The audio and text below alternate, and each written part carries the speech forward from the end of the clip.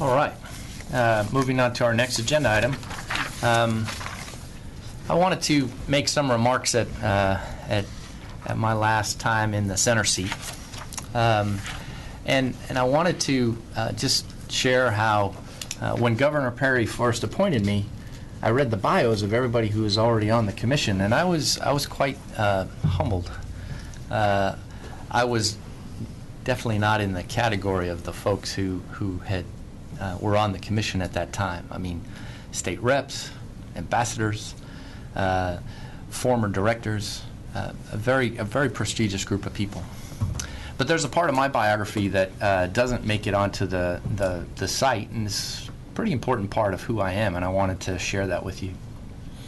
See, my great-grandfather was a low-level county official in Ireland after World War I. And he had 6 children, and one of them was my grandmother. And being a Presbyterian in Ireland after World War I, as a subsistence farmer and no longer in the government employ, was a tough place to be. And so for that family, it became better to send their children to America than it was to keep them there, even though they'd never see them again. And so my grandmother ended up in a boarding room in Far Rockaway, New York, and took a job as a chambermaid for a wealthy family in Brooklyn, and later moved up to the job of nanny. But she married another Irish immigrant and had 6 boys. And I'm not sure how it worked, but all 6 of those boys joined the military. 4 of them got college degrees. They had 15 grandchildren. 5 of those 15 grandchildren graduated from service academies. 14 of them got college degrees. 6 of them have advanced degrees. And those 15 grandchildren now have 35 great-grandchildren. But my grandmother's existence was certainly not easy. But the trajectory of her existence is so powerful to me, because that promise that the next generation will have it better than the one before is, to me, the essence of what it means to be an American. Now, I have some pretty strong policy opinions about what is the best way to accomplish that, you know. But far more important than my policy ideas are the system of government that we operate under.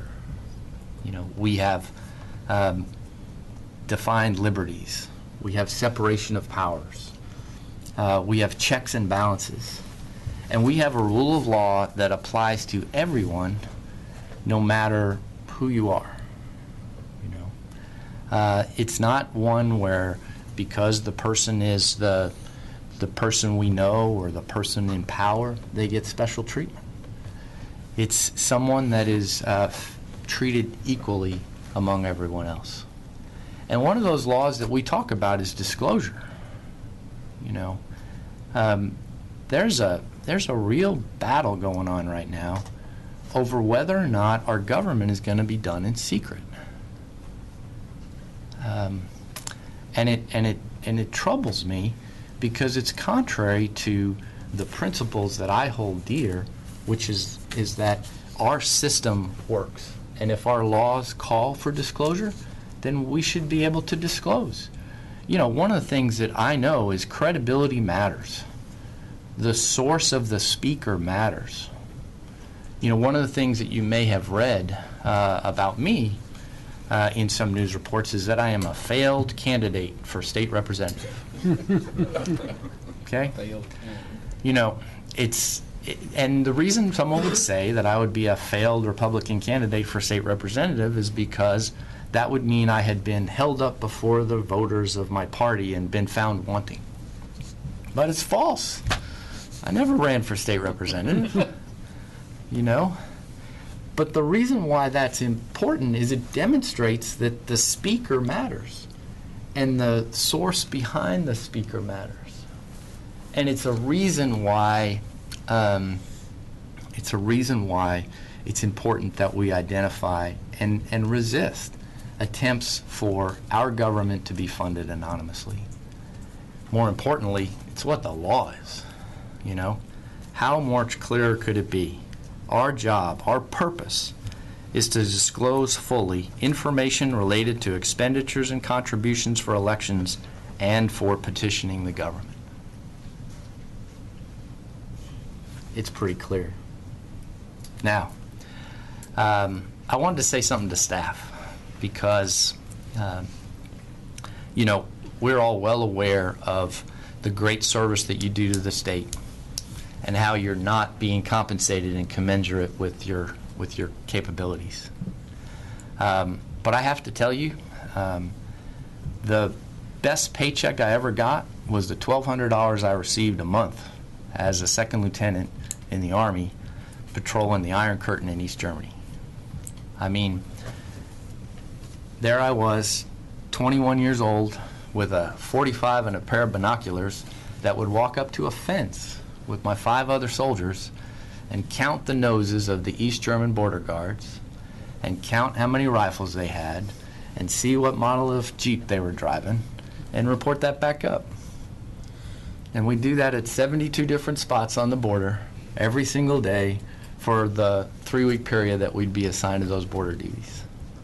Now, that was an amazing job to realize that there were governments that put fences around their people to keep them from getting out. And I mean, I'll remember that fondly to the day that I die. You guys, when you get those complaints and you look at those reports, are the eyes of Texas. No one else sees them. We don't see them. Natalia doesn't see them. You're the ones that see someone who said, there's a problem here, potentially. And you get to see, is there good faith or is there deception? Are you going to report a problem, or are you going to deal with someone who's trying to participate in the process in a good way? And I hope that when your careers are over and you're long past your Ethics Commission days, that you still remember those cases that you had and those things that were going on, because there is no one else in this entire government that does the job that each one of you do. So, you know, that leads me to my my commissioners, and I have to tell you, I am really proud of this commission. You know, I think we do an extraordinary job. I mean, literally, we're the we have a group of people, you know, the grandson of the chambermaid and the grandson of the governor, followed by 6 other people, you know, who are appointed by 3 different authorities off of 4 different lists of 2 different political parties, and yet we can come together and look at a factual situation and apply it to the law and do it in a unanimous way. I think that says so much about the work that we do. I think we serve this state in an extraordinary way, and it has been my privilege to serve with each one of you for my time on the commission. Thank you very much.